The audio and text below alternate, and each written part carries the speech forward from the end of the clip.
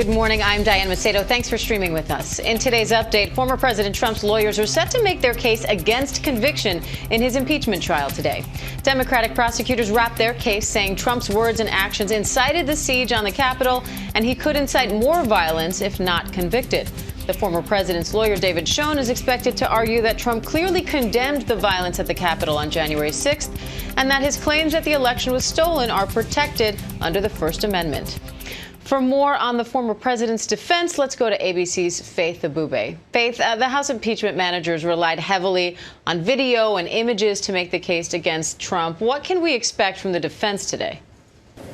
Well, Trump's defense team is also planning to use some video evidence in their arguments today. We don't know exactly what that entails, but we do know it'll involve some of the Democratic lawmakers using some inflammatory language. But of course, the Democrats have said that that is a false equivalence and that nothing they said in the past led to a deadly riot at the U.S. Capitol. The Trump team has said over and over again they don't believe that this impeachment trial should even be happening in the first place. So they plan to keep their case short.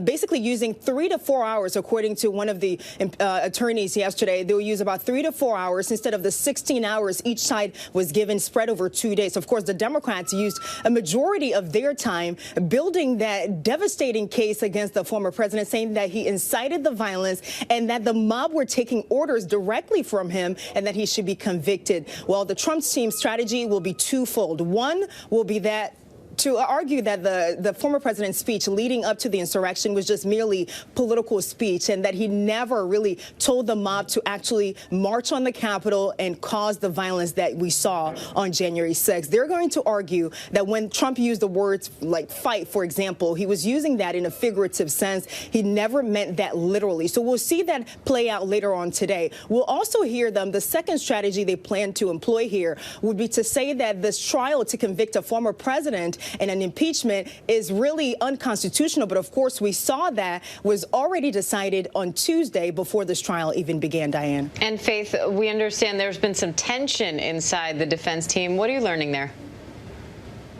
Well, you know that this tension even began long before the impeachment managers started making their arguments. On that first day, when we saw the Trump defense team take the floor and start arguing their case about the constitutionality of this trial, a lot of people criticized the team for meandering their case. Basically, they were all over the place, didn't really have a strong focus. Even Republicans came out of that saying they were confused by what the Trump team was trying to argue. So Trump was said to be furious even after that first day. And now we're hearing he's even more angry, considering even shaking things up as his team is getting ready to take the floor this afternoon. We're hearing that he's angry with Bruce Castor and what happened on Tuesday. And we'll see whether that actually pans out. But he's not very happy with this team. Of course, this team just signed on just 9 days ago after his original team abandoned this case. And Faith, Democrats need 17 Republican votes for a conviction. That's unlikely. But one of Trump's big supporters, former UN Ambassador Nikki Haley, is now backing away from him, saying, quote, "We never should have followed him." And she says we should never let that happen again. What kind of an impact could this trial have on his political power overall, even if he's not convicted? Well, according to Nikki Haley, she believes that this impeachment trial should not be happening anyway, that it's a waste of time. However, she thinks that Trump will be isolated enough in the Republican Party that he will have no future. She says that we should never have followed him and we should distance ourselves from him. And she believes that's going to happen. But of course, Nikki Haley herself, a lot of people believe that she plans to run in 2024. So she might be making some political calculated moves here. We don't know for sure, but she's saying that Trump really let the GOP down and that the GOP should never have followed him after the January 6th insurrection. So we'll see how all of this plays out. But what really is clear is that the Democrats really don't have the support of the majority of Republicans to convict Trump in this trial. Even those who are not even part of this trial are saying that this is a whole waste of time, including Nikki Haley herself. So we'll see how all of this plays out. We're expecting this trial to wrap up hopefully by this weekend. But of course, we'll see how it all plays out. All right. Faith Abube on Capitol Hill. Thanks, Faith. Turning now to the pandemic, major pharmacies are starting to administer COVID-19 vaccines today. Early this morning, we saw the first patient to get vaccinated at a Walgreens in Durham, North Carolina. That's one of 17 states where Walgreens will administer shots, while CVS is offering doses across 11 states. The rollout is part of a new federal pharmacy program for vaccine distribution. The Biden administration says the U.S. will have enough vaccines for every American adult by the end of July, but the White House says it will still be months before most people will actually be vaccinated. Nearly 35 million Americans have received at least one dose so far. Earlier on GMA, George Stephanopoulos talked to Dr. Fauci. Let's listen. Dr. Fauci, let's pick up on that encouraging news on the vaccines. The supply is going to be increasing over the summer, but we're still facing some bottlenecks across the country. How do we accelerate distribution, break through those bottlenecks? Well, George, there are a few things that the president has put into the strategic plan. One you just heard reported by the correspondent, namely getting vaccines into pharmacies where people could conveniently get vaccinated. The other is the standing up of at least 100 vaccine centers, community vaccine centers. And the other is to use mobile units to get into not easily accessible areas. So those are just three of the things, as you say, to kind of loosen up the bottleneck of getting the doses into the arms of individuals. You've heard right now we have contracted for a total of 600 million, which would be just enough and maybe even a little bit more to vaccinate everyone with 2 doses. And you've had some hopeful words. You say it's going to be open season for vaccinations by April. Explain what that means.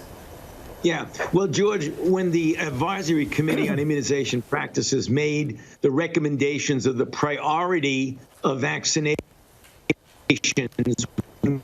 have all the doses you need at the same time. We started off with healthcare providers, people in nursing homes. Then we went to essential members of society together with others, for example, who are elderly, and then others who have underlying conditions. Once you get past the priorities, then you can essentially say anybody who's anybody can just get vaccinated. I refer to that sort of to make people understand it as open season. No matter who you are, you can get a vaccine. And when you have enough vaccines to do that, then you're going to see a great surge in the number of people who get vaccinated. And that's what's going to happen as we go from April to May to June. And then hopefully by July, we'll be at that point where we have enough vaccine for virtually everyone. We're expecting to see these CDC guidelines on reopening schools today. What should parents know about whether it's safe to reopen schools? What should give them confidence that it's okay? You know, what I think it's going to be a combination of things. I don't want to get ahead of the guidelines that the CDC will be coming out with imminently, but obviously you want to get the schools open. The president has said that he wants to get essentially 100% of the K-8s open in the first 100 days. I think that's doable. What you want to do is make sure it's safe for the students and safe for the teachers and other personnel associated with the educational system. You can do that by masking. You can do that by getting good ventilation, but you could also get that by getting vaccinations to the teachers as quickly as you possibly can. As cases and hospitalizations and death come down, we're seeing states, more and more states and cities relaxing their lockdowns. Montana dropping the mask mandate. Here in New York, they're allowing indoor dining again, preparing to have sports venues open again, concerts as well. Ohio's lifted its curfew. Is it safe to relax these lockdowns now?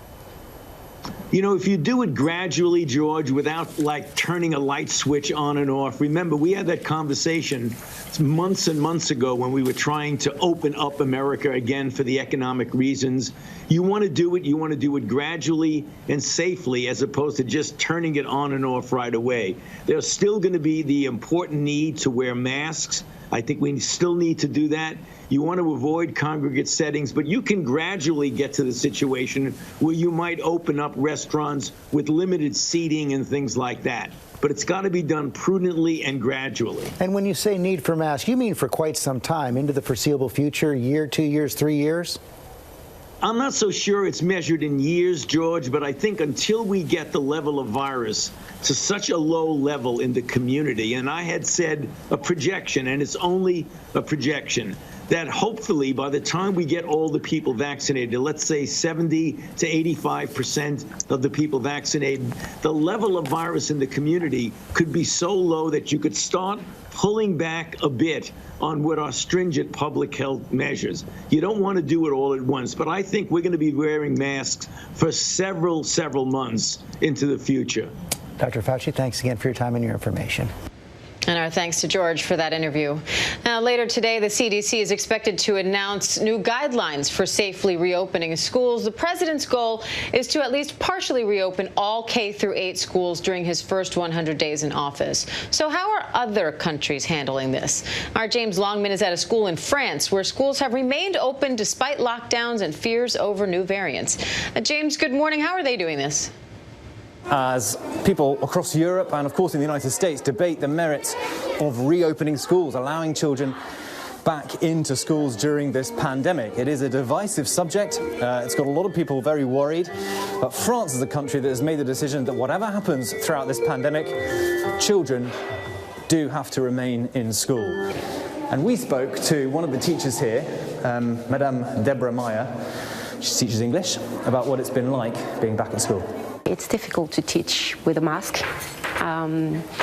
It's difficult to ask teenagers to keep the mask correctly all day long.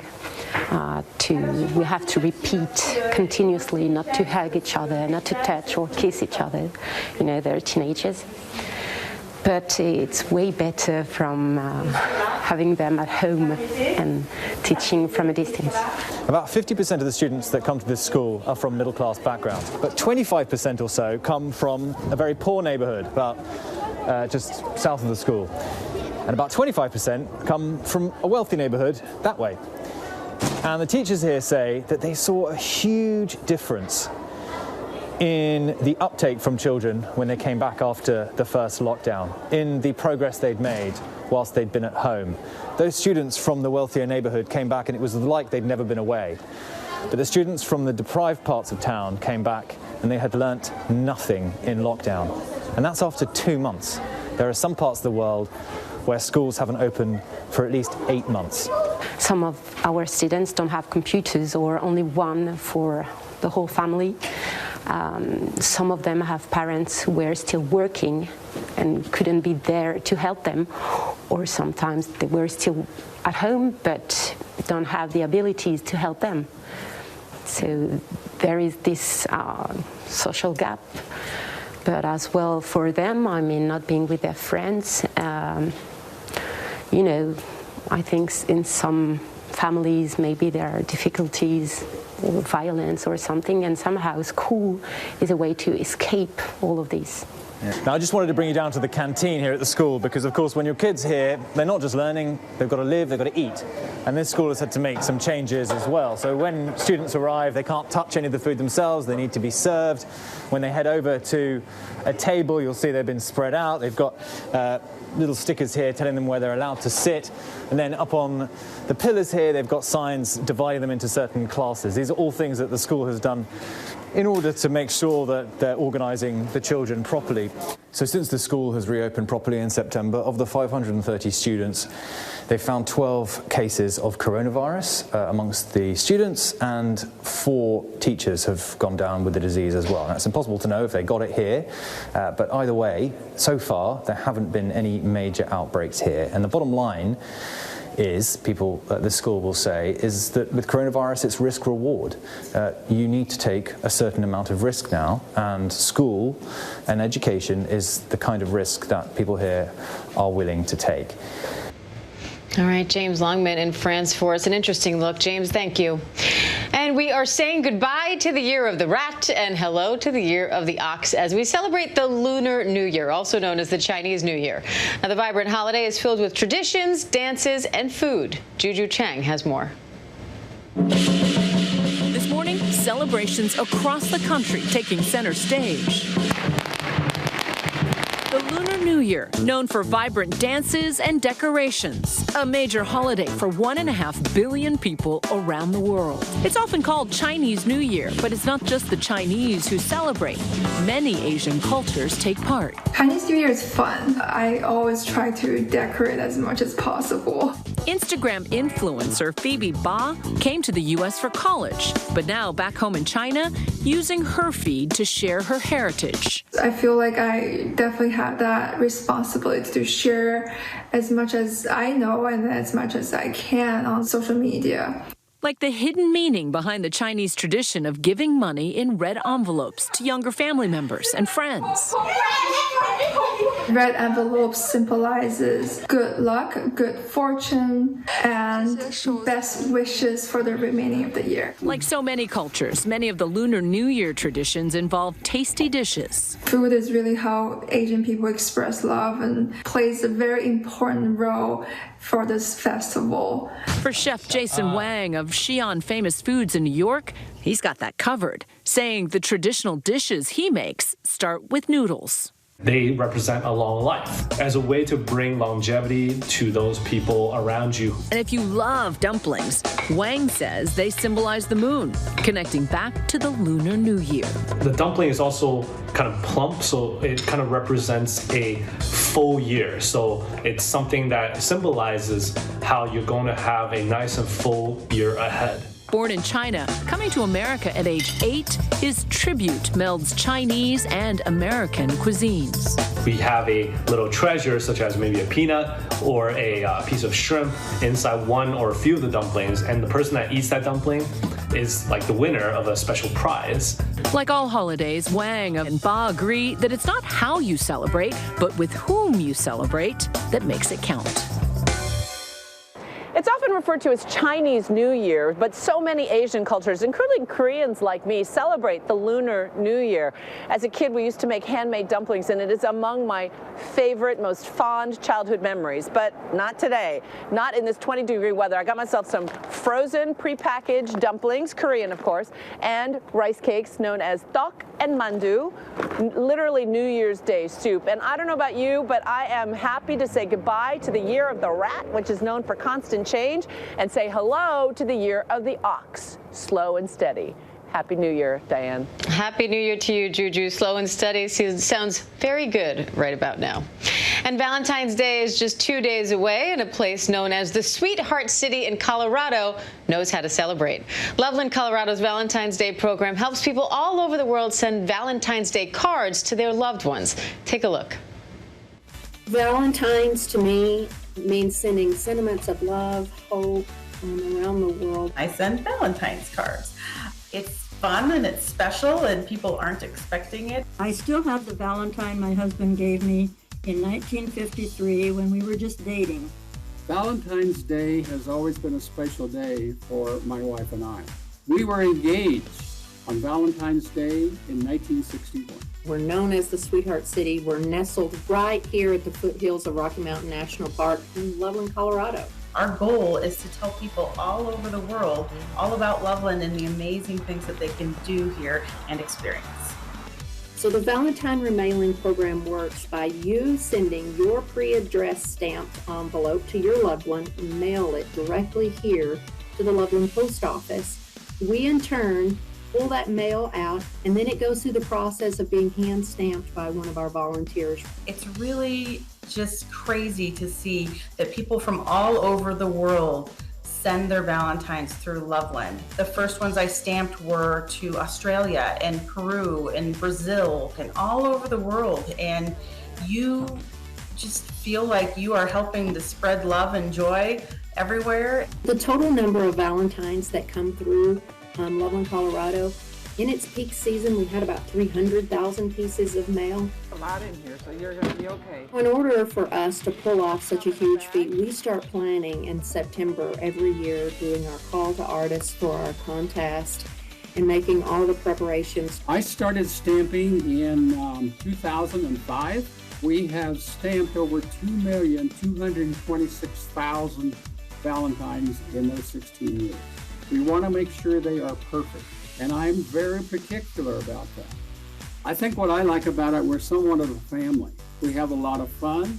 I am a volunteer that started the Chunky Monkeys, and the Chunky Monkey is the Valentines that contain candy, pencils, anything that has a lump in it.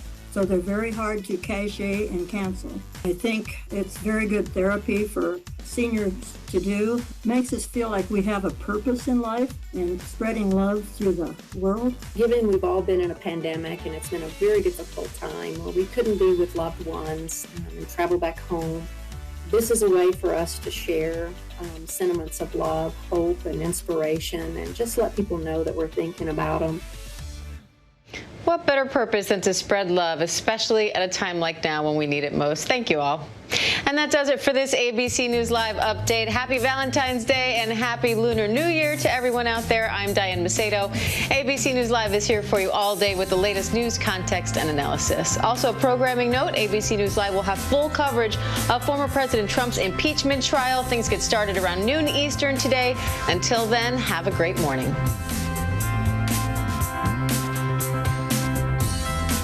It is difficult to imagine what this nation would have been were it not for the NAACP.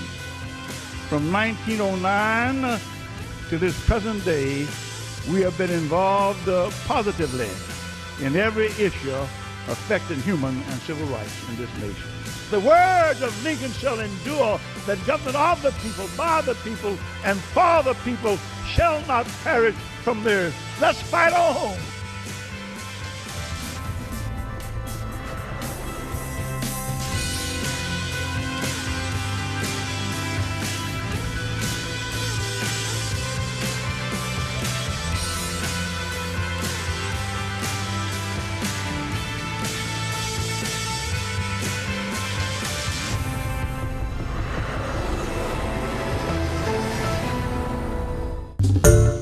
Hi everyone, George Stephanopoulos here. Thanks for checking out the ABC News YouTube channel. If you'd like to get more videos, show highlights, and watch live event coverage, click on the right over here to subscribe to our channel, and don't forget to download the ABC News app for breaking news alerts. Thanks for watching.